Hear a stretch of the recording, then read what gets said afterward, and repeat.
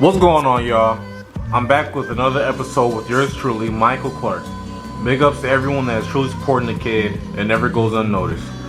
Now, for today's episode, we're going to discuss the abrupt and, within their fan base, controversial retirement of quarterback Andrew Luck. This is easily the surprise of the year in football, as he is perhaps entering his prime of his athletic career. Now, there are two sides to this. First, from the most important, his long-term health. I was once in his shoes playing football at one point in my life. Not at the highest level, obviously getting paid, but I was on the journey and asked myself the same question I'm sure he had to ask himself. Is it worth it? It's bad enough you sacrifice not only family time, but you're sacrificing your health. And although technology is advancing, we don't truly have any real cure for athletes that suffer from CTE. It is unknown whether or not truly how important the future of his mental health was taken into account. What we do know factually that Luck has been banged up on official medical reports. He's been banged up. He has had torn cartilage in 2 ribs, a partially torn abdomen, a lacerated kidney that left him urinating blood. Yeah, you heard it.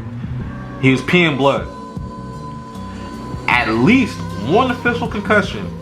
And again, having played football, I'd like to bet with the amount of QB draws he's done over his career and the uncommon linebacker mentality he has had for the QB position, I'll take the over on just him officially being diagnosed with 1 concussion. Also, keep this in mind, folks. Luck initially injured his torn labrum in the 2015 season, right? He played through almost every single game in the 2016 season, except one. They forced him to get their surgery, right? So then the thought was, okay, he should be back for 2017. Nope. That surgery essentially required him to sit out the whole entirety of the 2017 campaign. So by now, he's got to be thinking about his long-term health. Like, all right, is this really worth it? Like, what's going on in my body? I've been banged up with some severe stuff, past 2.5, 3 seasons.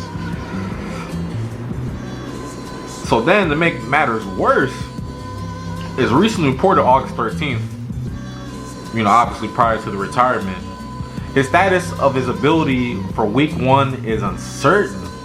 I know a lot of people gotta be going on in their heads. What's going on with this guy?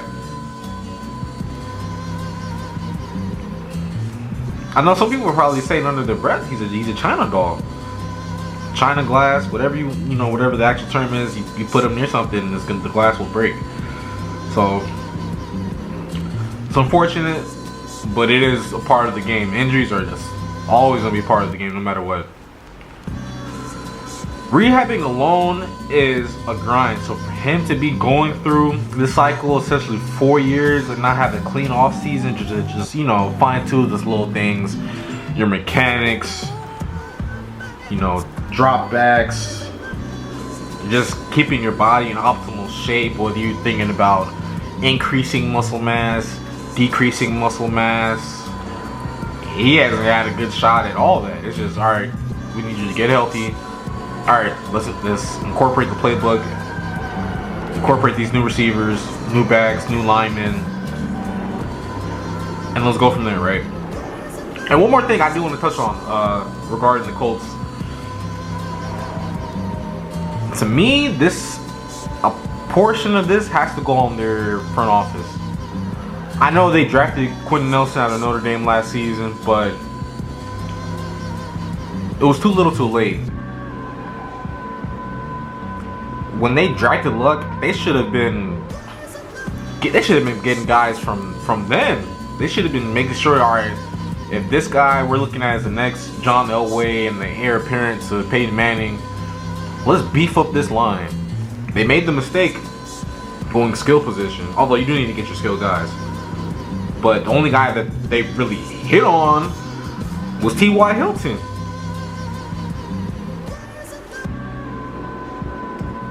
Donald Brown's gone.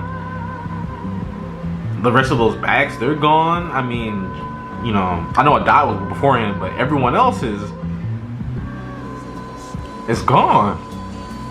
So I'm sure they're, maybe they're doing some self-reflecting at this point.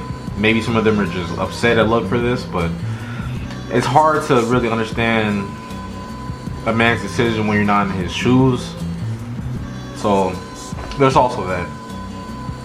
Now moving on,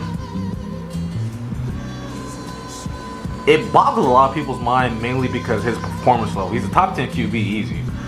He just came off arguably his most best individual season. He had 39 tubs and 15 picks in 2018.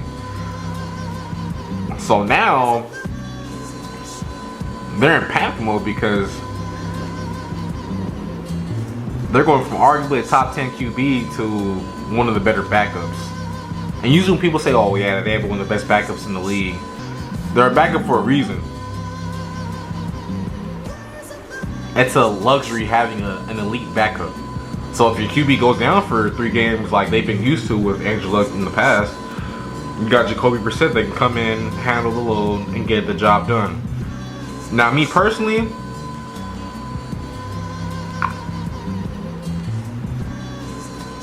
I think they might be in tank for Tua mode right now. And this is by no disrespect to Jacoby Brissett. I just think things are going to go south. No pun intended. To the AFC South. I think they might start trending downward, man. Even with the Texans dealing with, the whole situation with Jadeveon Clowney and then losing to Lamar Miller. They still got JJ Watt. They still got Deshaun Watson, the quarterback.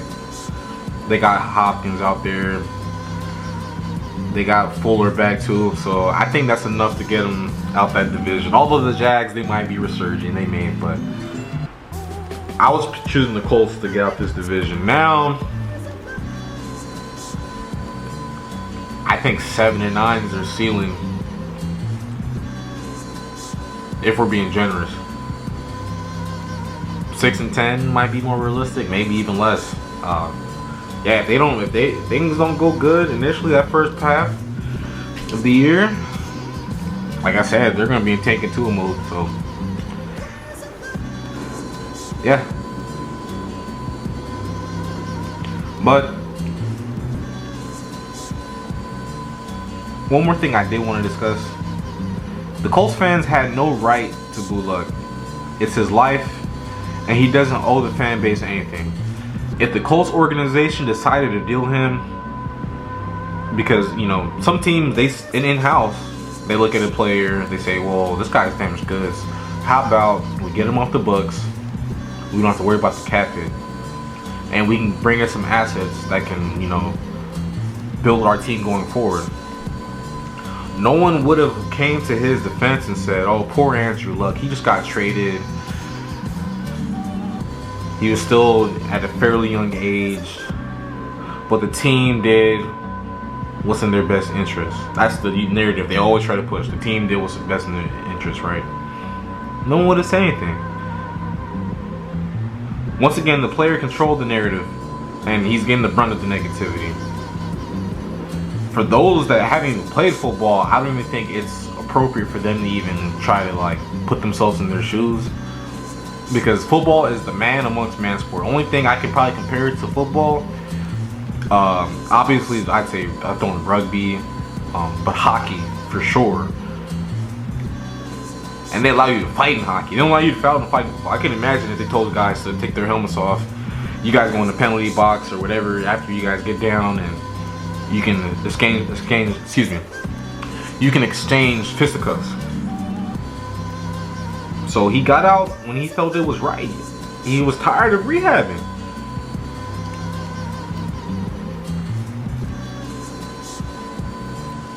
Once you're able to not have fun in your profession, it does no longer become a profession, it becomes a job.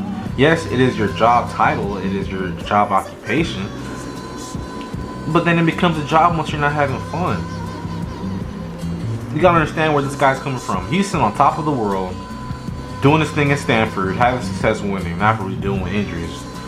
Then he gets drafted first overall, has good success early on, and then you're just every year, like year after year after year, you just get injuries, rehab, injuries, rehab.